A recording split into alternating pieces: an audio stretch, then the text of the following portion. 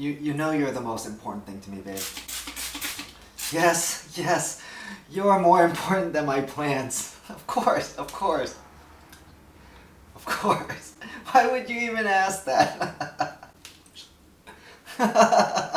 Hello, plant friends. My name is Jimmy. I'm a doctor and tropical plant hobbyist in LA, and this channel is about plants. So today, I want to propose to you guys a question. Is it possible to grow an aroid in an empty pot? The answer is no, right? Like, of course not. That's absolutely absurd. Is he really a doctor? Let's not go to him. So the reason why I want to, think about this is that I don't think that this is as absurd as a lot of people think. So here's my pot, right? Empty pot. And let's just say that this is our plant, okay? So, there's the top of the plant. I guess this will work as roots.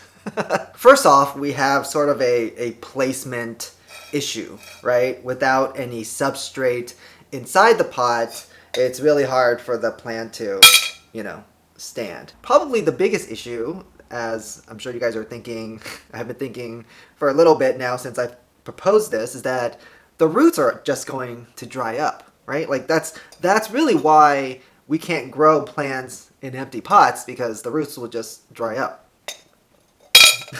I think that we can all sort of agree that if our primary fear is that the roots are going to dry up, I just need to sort of just dip this plant in water or mist it, right, every so often, right? And without any substrate, basically just like empty roots, it's going to be pretty often, right? Like if I were in my own place and I wanted to really do this, I say I would have to mist probably about every hour, every several hours. If this plant were growing, we're trying to do this in the Sierra or the desert, that may have to be every 5 minutes, maybe even 1 minute, right? But I think we can sort of agree that there is probably some frequency where it is possible. Right? There is probably some frequency of misting or like dunking or spraying the roots where it's possible to keep the roots moist and not drying out in air, right? It's probably an absurd, unrealistic frequency. Babe, we spent a lot of time together. What are you talking about? No, I don't miss my plants that often. No, I didn't just miss my plants. That was the TV.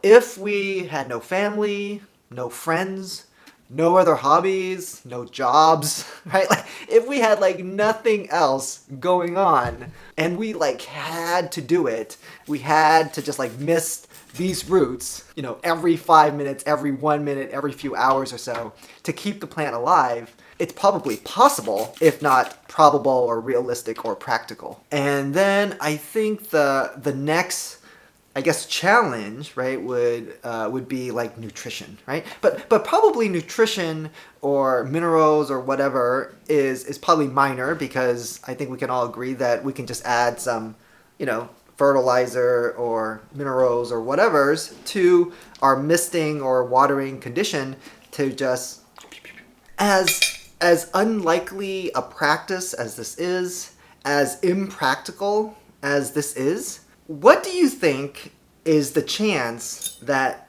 these roots are going to rot? Right? Like as impractical as this setup is, what is the chance of root rot for this fork? Right? It's probably zero. On this really extreme end of the spectrum, where our soil composition or our substrate is extremely airy, right?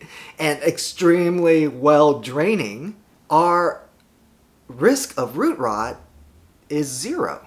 So even though our risk of root rot is zero, the cost is just like ridiculous amounts of maintenance. The maintenance is so high that this setup and this extreme is impractical. So if that represents one extreme, and we're like, oh my god, that's so absurd, like, why are you even talking about this? What is the other extreme? The other end of the spectrum would be complete soil, right? It would just be potting soil, right? So all air, all potting soil, right? That would be the other end of the spectrum. But when we think about, all potting soil, we know that we shouldn't, right? I think a lot of experienced growers, and if you watch some of my other care videos, you should know that we shouldn't plant aroids in a lot of potting soil, right? But if we think about planting plants in potting soil, the thought isn't that ridiculous to us, right? We're not like, that's so stupid, or that's so absurd. Why are we even thinking about that, right? Like, we don't do that, even though this represents a very extreme end of the spectrum. So what is the advantage? Let's talk about the advantage first of 100% pure potting soil. The advantage is that I don't have to mist or spray or soak my fork or my plant that often. If you do 100% potting soil in my indoor environment, this thing will stay moist for like 3 weeks, 4 weeks. I don't know. It stays wet for a long, long time, right? So like, what is the maintenance? The maintenance is like 0, right? Like, I don't have to, I water it once a month, right? That's as low maintenance. That's almost like succulent and snake plant level of maintenance, right? So the maintenance is super low, but what's the trade-off? The trade-off is like my chance of root rot is, like sky high. Realistically, if I used 100% potting soil for my Monsteras in my environment, I feel like they probably get root rot within a day or two. In my soilless, theoretical setup, the roots, how often would they dry out, or how long would it take them to dry out in my environment? It would take them probably about, I would say, about a day or two, right? So on this extreme, without anything at all, my roots would dry out within a day or two. In this extreme, with all potting soil, my Monstera roots would rot in a day or two, right? So these two are two extremes, and we should think about, yes, we all know that planting plants without anything in the pot is very extreme, but we should also know that planting aroids in just like pure potting soil or a very high percentage of potting soil is also very, very extreme. So let's move back to our theoretical example of a soilless pot with our very exotic, poorly variegated spoon plant or fork plant. How can we go from the super extreme, and let's try to like make this sort of more practical and also still retain our low chance of root rot? So what can we put in that's very airy and very well draining, right? We can probably put in pebbles, right? Like large rocks or whatever, right? If we put in rocks and pebbles and we just put it in, the fork or the plant will stay in place. We will still retain a lot of airiness and a lot of well draininess, right? It'll still be well draining. I think the problem with that is that if you just fill this thing with pebbles, it'll be really heavy. What can we fill it with that is still airy, still well draining, and not as heavy? How about perlite, right? We can fill this guy with, let's say, 100% perlite, right, or 100% bark if you want to, right? And it'll still retain its shape. It'll still do a lot of airiness, a lot of, well, draininess. The next step would be to address the moisture or watering frequency issue. So now that it's in this perlite, we would have to water it less often than we would if it were in complete air, right? So even though the perlite is very airy and very well draining, it still retains some moisture, at least more moisture than just air would, right? So that sort of protects the roots a little bit more and gives us a little bit more leeway in our watering frequency. Then let's imagine that instead of like watering it, every 5 minutes or every hour, every several hours, something, what if we lived in an environment that one was high in humidity, so that whatever the water that's in here doesn't evaporate like instantly, right? And then what happens if we lived in an environment that naturally watered? So what if we lived in, let's say, Thailand or Indonesia or those Asian countries, or somewhere along the equator where it is very humid and it does rain pretty frequently. But if you don't live there, think about all those greenhouse setups that have automated watering systems, right? So what if you automated sprinklers to go on every few hours, right? So in that sense, you can still keep an extremely airy and extremely well draining mixture or substrate and still keep the roots moist, right? And then if you're thinking about nutrition, because perlite does not have any nutrition, then you can add some fertilizer or some minerals or whatever nutrient supply you want to add. That solves a lot of our issues that we thought about, right? So let's say that if air is in an extreme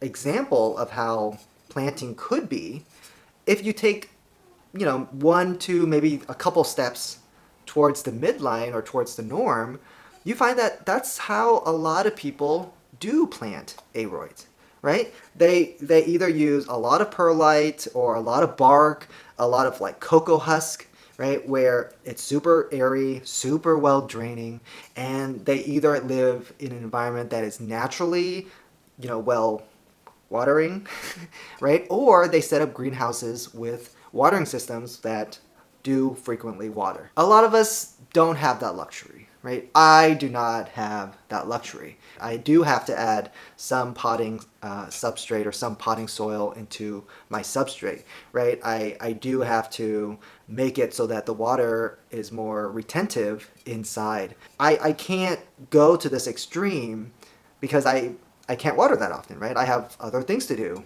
And you guys probably have other things to do. Family, friends, other hobbies, other goals in life, right? So we can't live in this extreme. Most of us can't. But as we go more towards the midline and more towards the other extreme, our risk of root rot goes up, right? So do I get root rot? Yeah, I get root rot. Do a lot of growers and planters get root rot? A lot of experienced collectors? Yeah, we get root rot, right? Because again, we can't live on this extreme due to other things in our lives and our environment. We sort of have to live more towards the midline. I think that's pretty much all I wanted to say.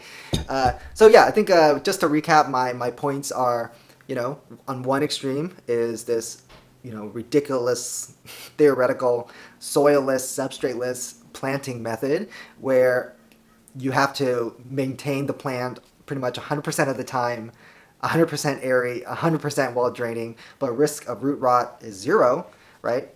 I want you guys to know that the other extreme is, pure potting soil, and I want people to think that yes, that really is an extreme, and in that case, maintenance is probably 0, right? Airiness 0, well drainingness 0, risk of root rot almost 100%, right? A lot of us live somewhere in the middle, and I hope that a lot of us can, live more towards the airy and well-draining side. So that's going to be it for this episode. Please like, subscribe, comment below. It really helps out a lot. And hit that bell icon if you don't want to miss any of my future videos.